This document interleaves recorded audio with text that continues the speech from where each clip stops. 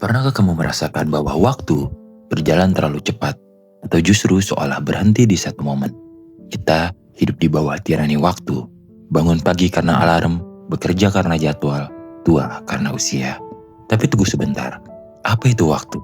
Apakah ia nyata seperti udara yang kita hirup atau hanya konsep yang kita ciptakan agar dunia terasa masuk akal?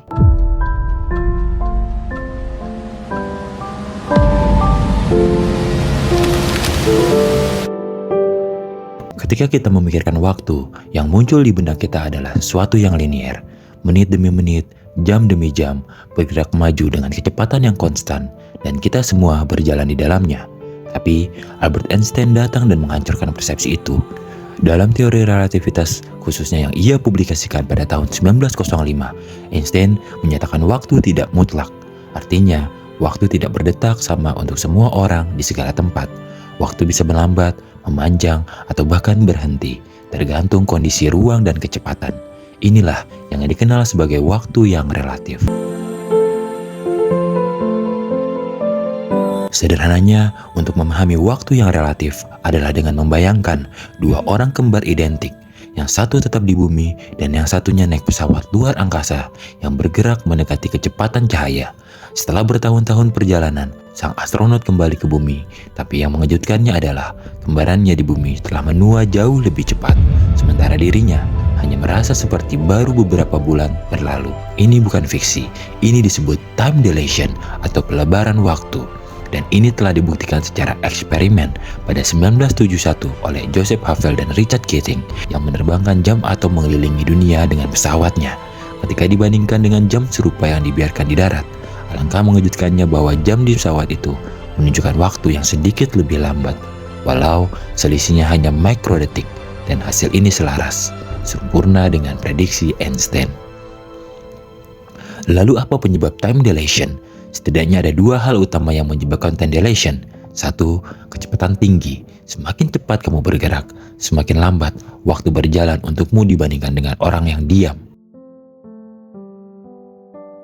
Yang kedua, gravitasi kuat. Semakin dekat kamu dengan benda bermassa besar, seperti lubang hitam, waktu akan melambat di sekitarmu. Stephen Hawking bahkan mengatakan bahwa waktu nyaris berhenti di sekitar horizon peristiwa lubang hitam. Dengan kata lain, jika kamu bisa berdiri di dekat lubang hitam tanpa tercabik gravitasi, waktu akan terasa lambat untukmu. Sementara di luar sana, dunia akan terus berlari. Mungkin 1 jam bagimu adalah 100 tahun di bumi. Kini kita masuk ke wilayah yang lebih gelap dan lebih misterius. Bagaimana jika waktu bisa diputar balik? Bayangkan kamu kembali ke masa lalu dan membunuh kakekmu sebelum ayahmu lahir. Maka kamu tidak akan pernah lahir. Tapi kalau kamu tidak pernah lahir, bagaimana mungkin kamu kembali ke masa lalu dan membunuh kakekmu? Inilah yang dinamakan grandfather paradox, sebuah dilema logis yang mencabik-cabik struktur sebab akibat. Ilmuwan dan filsuf telah berdebat selama puluhan tahun dan telah mengalami kebuntuan. Beberapa kemungkinan yang diajukan adalah waktu tidak bisa diubah. Artinya, meskipun kamu kembali ke masa lalu, semesta akan memaksa keadaan agar kamu tetap gagal mengubah masa depan. Mungkin pistolmu akan macet, atau kamu tiba-tiba tak sanggup menembak.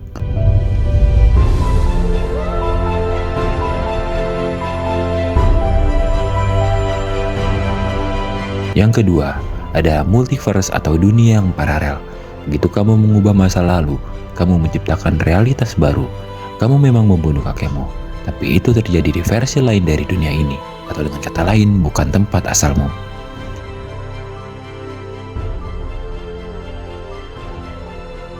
Yang ketiga, waktu sebagai blok 4 dimensi. Dalam pandangan ini, masa lalu, sekarang, dan masa depan semua sudah ada, seperti satu buku cerita yang sudah lengkap.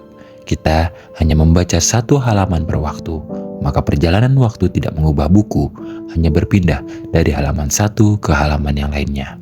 Maka pertanyaannya sekarang adalah apakah waktu benar-benar berjalan, atau kita saja yang berjalan melewati waktu yang sebenarnya?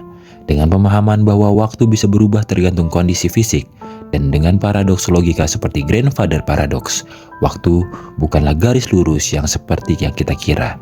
Mungkin waktu itu seperti jaring laba-laba, penuh simpul, berbelit, dan tidak semua jalurnya bisa dilihat manusia.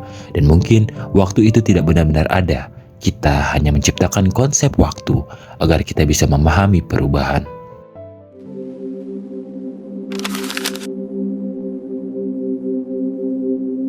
Tahun 1971, dua fisikawan Joseph Havel dan Richard Keating melakukan sebuah eksperimen gila. Mereka membawa 4 buah jam atom naik ke pesawat komersial yang mengelilingi dunia dalam 2 arah. Satu ke arah timur, satu lagi ke arah barat. Jam ini sangat presisi dan dapat mendeteksi perbedaan waktu sekecil 1 nanodetik. Dan apa hasilnya?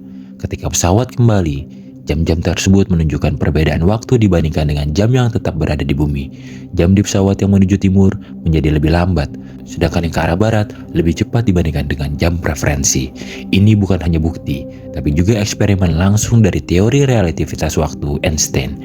Waktu benar-benar berjalan lebih lambat jika kamu bergerak lebih cepat. Artinya, waktu bisa dibelokkan dan jika bisa ditekuk, mungkinkah suatu hari bisa diputar balik?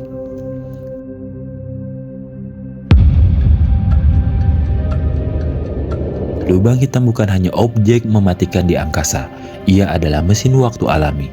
Semakin dekat kamu dengan lubang hitam, semakin kuat tarikan gravitasinya. Dan menurut Einstein, semakin kuat gravitasi, semakin lambat waktu berjalan. Eksperimen teoritis dan simulasi NASA membuktikan jika kamu berada sangat dekat dengan event horizon lubang hitam, tanpa masuk ke dalamnya, waktu di sekitarmu akan melambat drastis dibandingkan dengan seseorang yang jauh dari lubang hitam.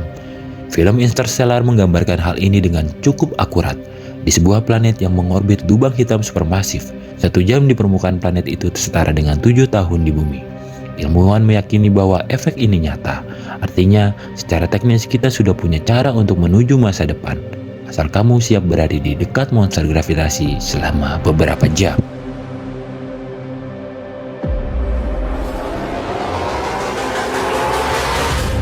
Inilah titik di mana logika dan misteri bertabrakan, sebuah cerita yang terus menghantui komunitas konspirasi selama puluhan tahun. Pan AM Flight 914 dikabarkan lepas landas dari New York menuju Miami pada tanggal 2 Juli 1955. Namun, pesawat itu tidak pernah tiba. Tidak ada sinyal darurat, tidak ada runtuhan, tidak ada sinyal radio, hilang begitu saja. Dan kemudian, 37 tahun kemudian, pada tahun 1992, pesawat yang sama muncul di langit Venezuela dan mendarat di Bandara Caracas. Kontrol udara panik, pilot terdengar kebingungan. Ia mengatakan mereka lepas landas tadi pagi. Yang lebih mengejutkan adalah penumpang dan kru pesawat tidak menua sedikit pun. Mereka masih mengira tahun ini adalah 1955. Namun, setelah beberapa menit di landasan, pesawat itu kembali lepas landas dan menghilang lagi. Apakah ini nyata? Cerita ini memang tidak bisa dibuktikan secara ilmiah. Banyak yang menganggapnya hoax, rekayasa, atau legenda urban. Tapi faktanya, tidak ada satupun sumber resmi yang bisa memverifikasi atau membantah total. Yang membuatnya menyeramkan bukan hanya karena peristiwa itu sendiri, tapi karena kita tidak bisa membuktikan bahwa itu tidak mungkin.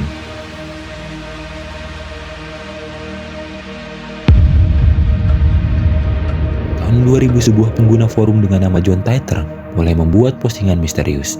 Ia mengklaim berasal dari tahun 2036 dan dikirim kembali ke tahun 1975 untuk mengambil komputer IBM 5100. Karena perangkat itu memiliki fitur yang tak dikenal publik, tapi sangat penting untuk memecahkan bug komputer di masa depan. Ia menjelaskan mekanisme mesin waktu secara teknis. Ia bahkan menggambarkan masa depan dengan detail, termasuk perang sipil di Amerika, kehancuran Eropa, dan dunia yang terbagi dalam sistem baru. Banyak prediksinya meleset, tapi beberapa mendekati.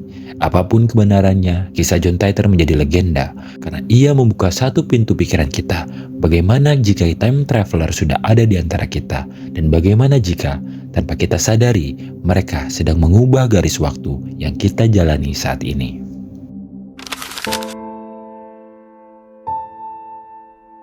Dalam sains, waktu adalah dimensi keempat. Dalam filsafat, waktu adalah persepsi. Namun dalam agama, waktu adalah amanah sekaligus ujian. Islam memberikan perhatian yang sangat besar terhadap waktu. Bahkan salah satu surah paling pendek dan paling sering dikutip adalah tentang waktu. Wal 'asri innal insana lafi khusr إلا الذين آمنوا وعملوا الصالحات وتواصوا بالحق وتواصوا بالصبر. Allah membuka surah ini dengan sumpah atas waktu. Dalam Al-Quran, ketika Allah bersumpah atas sesuatu, itu menunjukkan pentingnya objek sumpah tersebut. Waktu di sini bukan sekadar penunjuk jam, tapi masa hidup, perjalanan eksistensi, dan umur manusia. Ibnu Katsir dalam tafsirnya menjelaskan bahwa Allah bersumpah demi masa, yaitu zaman yang mencakup segala aktivitas anak Adam, kebaikan, kejahatan, kebahagiaan, dan kesengsaraan. Maknanya jelas bahwa waktu adalah saksi seluruh amal manusia. Ia tak bisa diulang, tak bisa dipercepat, dan tak bisa ditunda. Maka kerugian sejati adalah mereka yang menyia-nyiakan waktu tanpa iman, amal, dan kesabaran. Imam Syafi'i bahkan pernah berkata bahwa seandainya seluruh manusia merenungi surah ini, maka ini sudah cukup bagi mereka. Tapi, apakah mungkin waktu itu bisa dipercepat atau bahkan dilipat? Dikisahkan dalam sebuah malam di tahun 621 Masehi, di mana waktu seperti berhenti bernafas. Nabi Muhammad SAW sedang tertidur di rumah Ummu Hani di Mekah. Malam itu, malaikat Jibril datang, membangunkan Rasulullah dan membawa buraq. Konon, buraq adalah tunggangan cahaya yang kecepatannya melebihi kilat. Perjalanan pun dimulai. Dari Masjidil Haram ke Masjidil Aqsa di Yerusalem, perjalanan sejauh 1.200 km yang biasanya membutuhkan waktu berhari-hari diselesaikan hanya dalam hitungan detik. Tapi itu baru awal.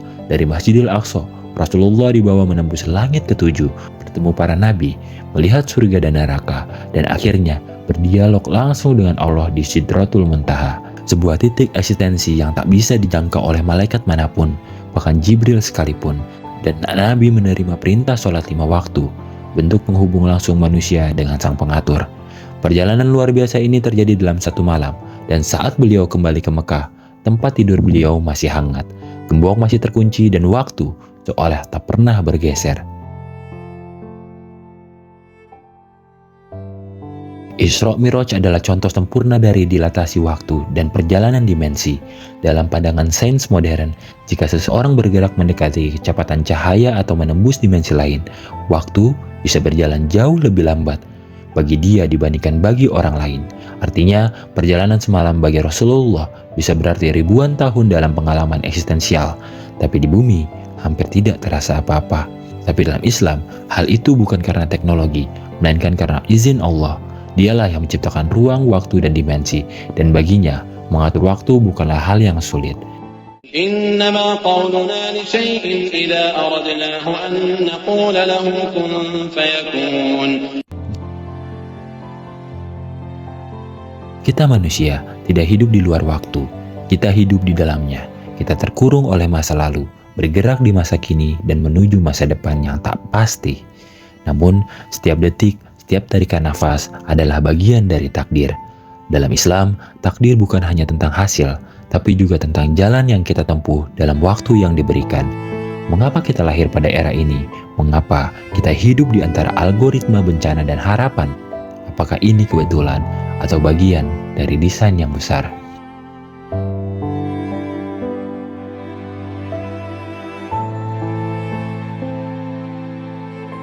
Waktu adalah misteri. Ia bisa terasa cepat atau lambat. Ia bisa menyembuhkan atau menghancurkan. Dan yang paling menakutkan dari waktu adalah kita tidak pernah bisa benar-benar memegangnya. Bisa jadi waktu adalah dimensi yang bisa dibengkokkan. Bisa jadi waktu adalah ilusi besar. Tapi jika takdir telah tertulis dalam waktu, maka kita, manusia, hanya bisa menjalaninya. Dan satu hal yang pasti, setiap detik yang berlalu adalah bagian dari sejarah yang tak akan pernah kembali.